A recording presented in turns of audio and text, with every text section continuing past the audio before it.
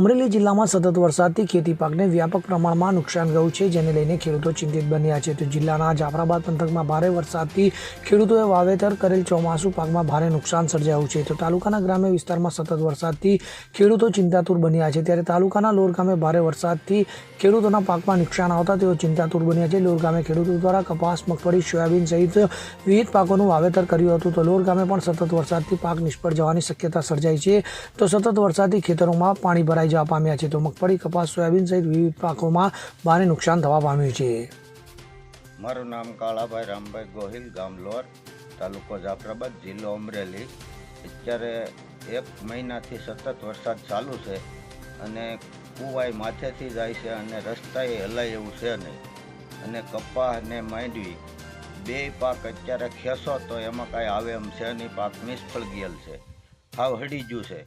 એટલે એમાં સારો તો અમારું તો કાંઈ નથી થાય એમ, પણ પશુધનનું કાંઈ થાય એવું છે નહીં.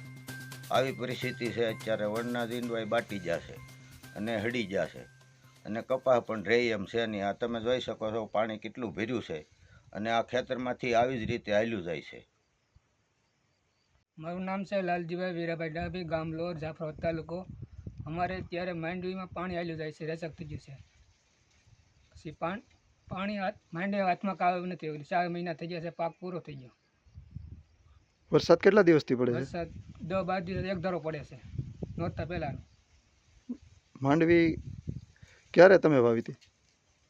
માંડવી 4.5 મહિના થઈ ગયા છે. માંડવીમાં પાણી હાલ્યું જાય છે.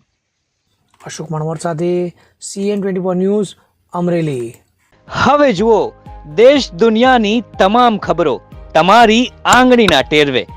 ઉઠાવો મોબાઈલ અને Google Play Store પરથી ડાઉનલોડ કરો અમારી CN24 ન્યૂઝ મોબાઈલ એપ.